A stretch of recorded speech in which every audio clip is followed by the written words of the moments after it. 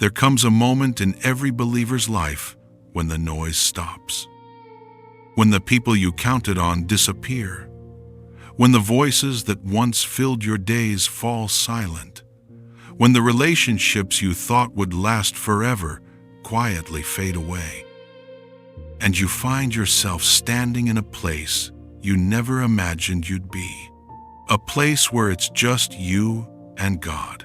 If you're in that place right now, this message is for you. Because what you're experiencing isn't what you think it is. The isolation you're feeling isn't abandonment. The silence isn't rejection. The stripping away of everything familiar isn't punishment. It is preparation. And by the end of this message, you'll understand why some of the most powerful transformations in your life will happen when you have no one but God. Let's begin. The world's noise must die so heaven's voice can live. Think of your life as a field. For years, that field has been crowded with voices telling you who you are, crowded with people defining your worth, crowded with relationships that demanded pieces of you but never truly fed your soul. The field was full, but it wasn't fruitful, because you cannot hear the whisper of God when the world is shouting. Elijah discovered this truth in 1 Kings chapter 19. After his greatest victory on Mount Carmel, he ran from Jezebel's threats and found himself alone in a cave, depressed and ready to give up. God didn't appear in the earthquake. He didn't show up in the wind. He didn't reveal himself in the fire. 1 Kings 19:12 tells us, after the fire came a gentle whisper.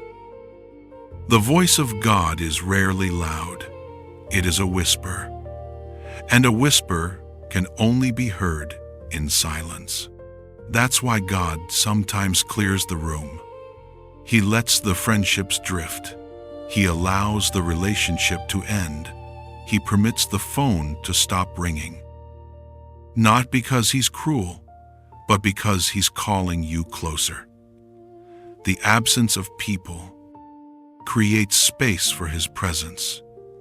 And in that sacred silence, something begins to shift inside you. You stop performing for an audience and start praying from your heart. You stop seeking validation from people and start finding your identity in Him. You stop depending on what others think and start trusting what God says. This is the beginning of transformation. When the world's noise dies, heaven's voice comes alive. Your dependence becomes His demonstration ground. When you have no one but God, you discover something that changes everything.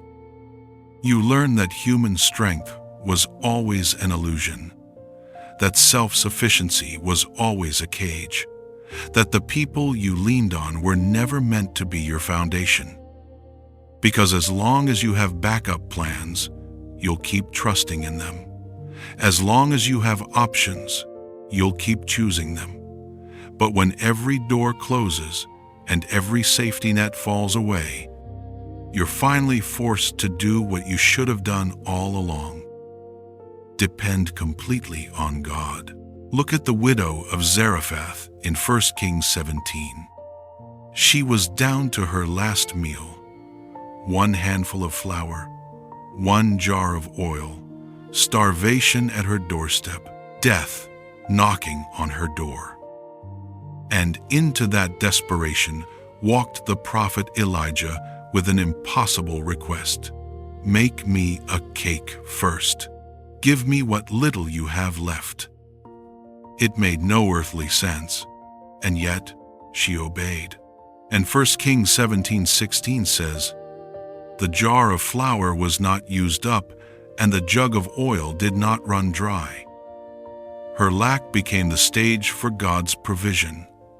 Her emptiness became the canvas for His miracle. That's what happens when you have no one but God. Your dependence unlocks His power. Your weakness becomes the platform for His strength. 2 Corinthians 12:9 declares, "My grace is sufficient for you, for my power is made perfect in weakness." God doesn't need you to be strong. He needs you to be surrendered. He doesn't need you to have it all figured out. He needs you to trust Him when nothing makes sense. When God is all you have, you discover He was all you needed from the beginning. Your empty bank account becomes a testimony of provision. Your broken heart becomes a story of healing. Your impossible situation becomes a showcase of His faithfulness. Because God doesn't just meet needs, He demonstrates His glory through them. Isolation refines what fellowship cannot touch.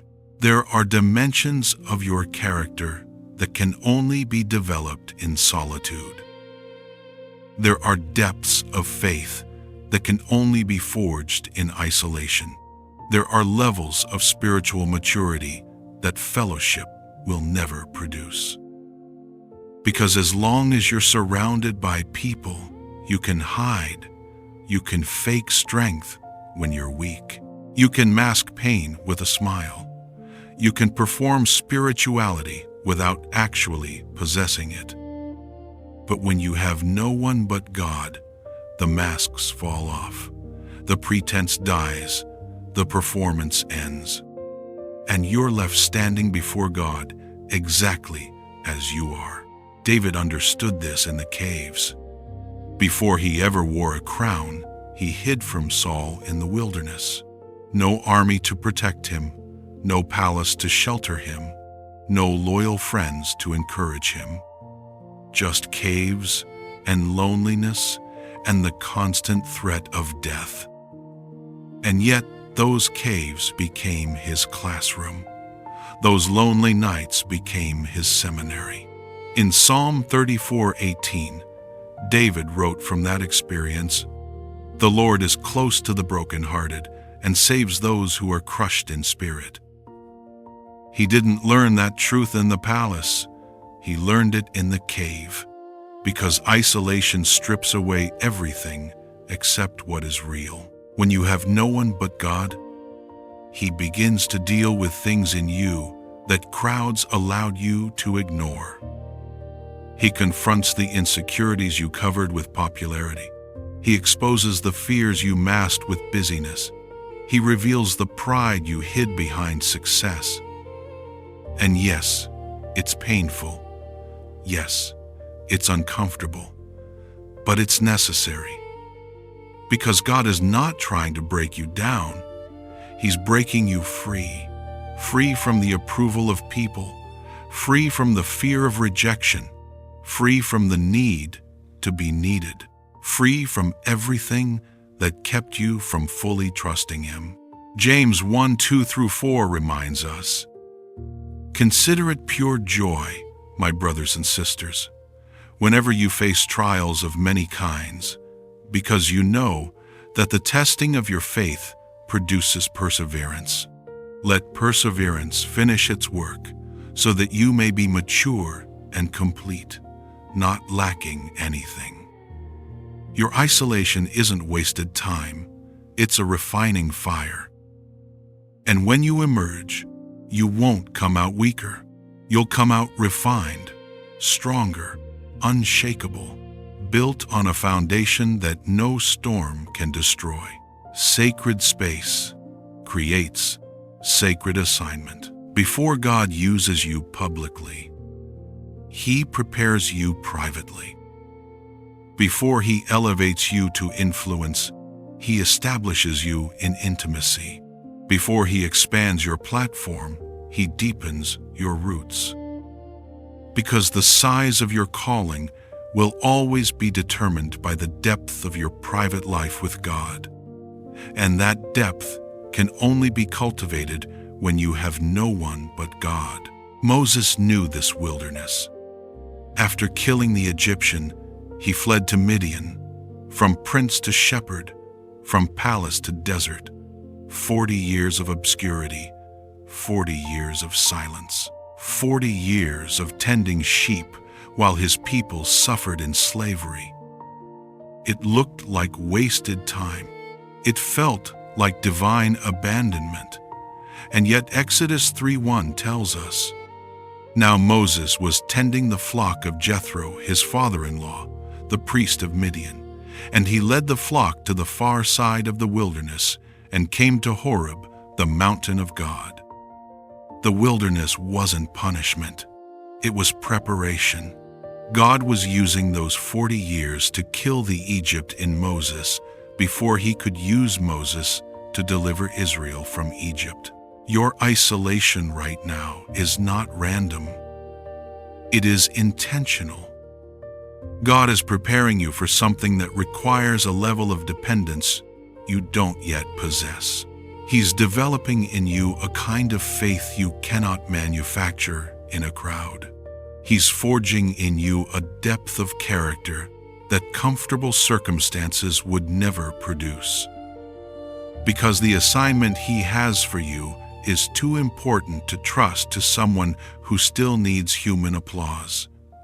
The calling on your life is too sacred to give to someone who crumbles when people walk away. Jeremiah 1:5 declares, "Before I formed you in the womb, I knew you. Before you were born, I set you apart." Your isolation is part of being set apart. Your loneliness is the crucible where your calling is being refined. And when the time comes, when God finally brings you out of this hidden season, you won't emerge the same. You'll walk out anointed, appointed, aligned, unshakable, because you'll carry the authority of someone who learned to hear God's voice when no other voice remained. You discover God is enough because God is all. Here is the ultimate revelation that comes when you have no one but God. You discover that He isn't just sufficient for your lack. He is the source of everything you'll ever need. The people weren't your strength. He was. The relationships weren't your security. He was. The approval wasn't your identity. He was. And when everything else falls away, you realize that losing them didn't diminish you. It revealed what was already true. God has always been enough. Paul wrote these words from a prison cell in Philippians 3:8. "I consider everything a loss because of the surpassing worth of knowing Christ Jesus my Lord." He lost his freedom. He lost his comfort. He lost his reputation. He lost his physical safety, and yet he called it all loss compared to knowing Christ. Because when Christ is all you have, you finally understand that Christ is all that matters. Psalm 73:25 and 26 says it perfectly. "Whom have I in heaven but you? And earth has nothing I desire besides you. My flesh and my heart may fail, but God is the strength of my heart and my portion forever." When you have no one but God, your theology stops being theory and becomes testimony. You stop talking about God's faithfulness and start living it. You stop quoting verses about His provision and start experiencing it. You stop singing about His presence and start dwelling in it. Because the truth you're discovering in this lonely season will sustain you for the rest of your life. The intimacy you're building with God right now will outlast every human relationship you'll ever have. The foundation you're laying in secret will support everything God builds on your life in public. This isn't the end of your story. This is the beginning of your transformation. This isn't God forgetting you. This is God focusing on you. This isn't abandonment. This is sacred attention. And when you finally emerge from this season, you'll look back and thank Him. Thank Him for the closed doors. Thank Him for the silent phones. Thank Him for the lonely nights, because you'll realize they weren't taking something from you. They were giving you everything that matters. So let this be your declaration today. I have no one but God, and God is enough. Say it until your spirit believes it. Write it until your heart owns it. Because when you truly embrace this truth, everything changes. You stop begging people to stay and start trusting God to remain. You stop fearing isolation and start embracing preparation. You stop seeing loneliness and start recognizing sacred space. You are not forgotten. You are not abandoned. You are not alone. You are exactly where God needs you to be. And when He brings you out, and He will bring you out, you won't just have a testimony. You'll have a transformation. You won't just survive this season. You'll emerge from it, carrying a depth of faith that only comes from having no one but God. If this word touched your spirit, type this in the comments. God alone is enough. And if this message strengthened you, remember to like, subscribe, and share so others can be encouraged by the truth of God's Word. God bless you.